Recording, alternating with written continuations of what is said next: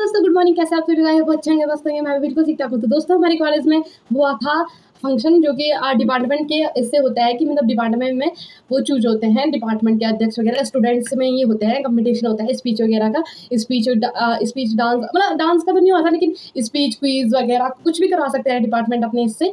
तो हमारी geology department भी हुआ था। वैसे तो मैं बॉटनी में भी थी, लेकिन मैं उस टाइम वीडियो नहीं बना पाई। और इसमें जियोलॉजी में हुआ था, तो जियोलॉजी में ये टॉपिक था क्लाइमेट चेंज ऐसा कुछ करके टॉपिक था, मैं तो भूल गई। हाँ, तो उस पर बहुत लोगों ने स्पीच दी थी। तो स्पीच आपके सामने ये रही, मतलब बेस्ट स्पीच ही दिखाऊंगी मैं आप लोगों को। 3-4 लोगों की अलग अलग करके डालूंगी। तो पार्ट फर्स्ट, पार्ट टू ऐसा करके। तो आपको कैसा लगता है कमेंट करके जरूर बताइएगा। और जो स्पीच देते हैं थर्ड ईयर के, बहुत ही मतलब मेरे सामने तो बहुत ही एजुकेटेड है। मैं उनकी बहुत रिस्पेक्ट करती हूँ, और हमसे तो सीनियर ही है, और काफ़ी नॉलेज है उनको मैंने देखा है इतना। तो आपको वीडियो कैसा लगेगा कमेंट करके ज़रूर बताइएगा। बीएससी थर्ड ईयर के अभ्युदय पैंट्री से क्या आए। Good afternoon everyone. सभी टीचर्स को मेरा प्रणाम और सभी साथियों को मेरा नमस्कार। Today my name is Abhyuday पैंट्री of BSc third year. Today I am here to deliver a speech on a topic climatic change. Basically I won't call this a speech. This is a one-on-one conversation with you guys. Climatic change है क्या basically? What is climate? Climate वातावरण, कि हमारे चारों तरफ वातावरण में क्या चेंज आ रहा है, that is climatic change. हम सिर्फ ये नहीं कह सकते कि सिर्फ टेम्परेचर बढ़ रहा है तो वो क्लाइमेटिक चेंज है, क्योंकि हम जनरली हमारा माइंड वही कंस्ट्रक्ट हो गया कि सिर्फ अर्थ का टेम्परेचर बढ़ रहा है तो हम उसको ही क्लाइमेटिक चेंज मानेंगे। वही क्लाइमेटिक चेंज नहीं है। रेनफॉल का डाउनफॉल होना, कि किस टाइम बर्फबारी है। जैसे उत्तरकाशी का एग्जांपल ले लीजिए आप। इस बार उत्तरकाशी में सर्दी के मौसम में कितने टाइम बर्फबारी हुई? बहुत 2 से 3 बार बर्फबारी हुई है, जो कि अकॉर्डिंग टू द जो यहाँ का क्लाइमेट है वहाँ के लिए सही नहीं है। जैसे कि बात करें हर्षिल के लिए, तो सेब की जो खेती होती है उसके लिए बर्फ का होना बहुत जरूरी है। जब अच्छी फसल, जब जिस साल अच्छी फसल होती है सेब की, हमें मान लेते हैं कि अच्छी बर्फबारी हुई है। So this is also a climatic change. समझ आई बात? ठीक है। उसके बाद मैं बात करूं इसका रीजन है क्या, क्लाइमेटिक चेंज होने का रीजन क्या है। रीजन है हम लोग, वी पीपल। हम लोग के कारण जितना भी एबनॉर्मल चीजें हो रही हैं उसका कारण कौन है? हम लोग हैं। कैसे है? मैं आपको एक बहुत बेसिक एग्जांपल समझाता हूं। एक संस्कृत का श्लोक है कि आत्मनस्तु कामाया सर्वम प्रियम भवति, अर्थात कि अपने स्वार्थ के लिए ही कोई किसी से प्रेम करता है। तो हमारा इस पृथ्वी से क्या स्वार्थ है? कि हमारा एक अच्छा लाइफस्टाइल हो, हमारी अच्छी वेलबींग हो, हमारे जितने भी हमारी नीड्स हैं वो सब पूरी हो। और वो नीड्स कब पूरी होंगी? जब हम इस नेचर को एक्सप्लॉइट करेंगे। और इंसान करता है, हम लोग करते हैं। एक बार अपने अंदर झांके देखिए, क्या आप लोग कि हम चलो बात तो करते हैं कि हम देश के लिए ये करेंगे वो करेंगे, लेकिन क्या जब हम पर खुद पर आती है तो वो चीजें करते हैं?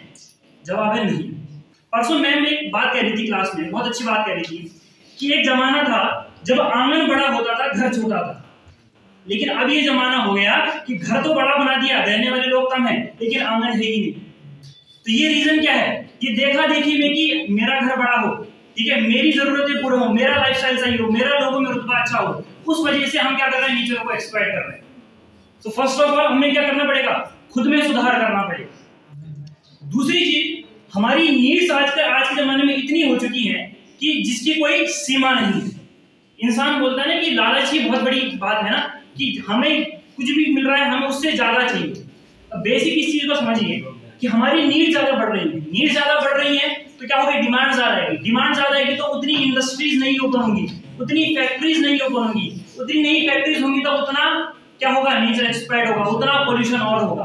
तो इनडायरेक्टली कौन रिलेटेड है इस क्लाइमेटिक चेंज से? हम लोग। कौन रिलेटेड है? हम लोग। तो सबसे पहले हमें किसमें सुधार करना है? अपने में सुधार करना। दूसरी बात जैसी कहे तो सर मैंने वही बात सबको कही कि बहुत छोटा सा एग्जांपल है, बोलने के लिए बहुत छोटा एग्जांपल, लेकिन अगर उसके बारे में आप थोड़ा सा चिंतन करोगे तो अपने में एक बहुत बड़ी बात है। वही मैंने जो म्यूनिसिपैलिटी वाली बात कही कि वो लोग कूड़ा जलाते हैं। आप सबको पता है कि प्लास्टिक में क्या होता है? इथाइलिन। सब लोग आप साइंस के स्टूडेंट है तो ethylene is a polymer of hydrocarbon. और हाइड्रोकार्बन जब भी जलता है कौन सी रिएक्शन देता है? Combustion reaction. और कंबक्शन रिएक्शन का एक रूल होता है, हमेशा CO2 गैस का रिलीज होता है। और CO2 गैस आपको पता है one of the major gas of the green house effect. One of the major gas for the green house effect. आप ये सोचिए कि 365 दिन जब वो कूड़ा जल रहा है, उतना amount of toxic gases atmosphere में रिलीज हो रही है, तो क्या ये कारण नहीं है क्लाइमेटिक चेंज का? क्या ये कारण नहीं है क्लाइमेटिक? तो यही तो कारण है। अब एक दिन मैंने उनसे पूछा कि सर आप इसको क्यों जलाते हैं? उन्होंने कहा कि सर हम क्या ही करें, हम कहाँ ही फेंकें, जगह ही नहीं है। तो गलती उनकी भी नहीं है। तो गलती किसकी है? गलती किसकी है? हम लोगों की, जो रास्ते पे कूड़ा फेंक रहे हैं। उनके पास कोई रास्ता है नहीं ना, ठीक है। अब बात आती है कि इसका क्योर क्या होगा? इसका क्योर क्या होगा? क्या होगा? हम लोग स्वयं। वही बात मैं वापस वही श्लोक में वापस से दोहराऊंगा कि आत्मानं प्रतिकूलानि परेशान न समाचरे। जो हमारे लिए प्रतिकूल है, वो किसी और के लिए कैसे अनुकूल हो सकता है?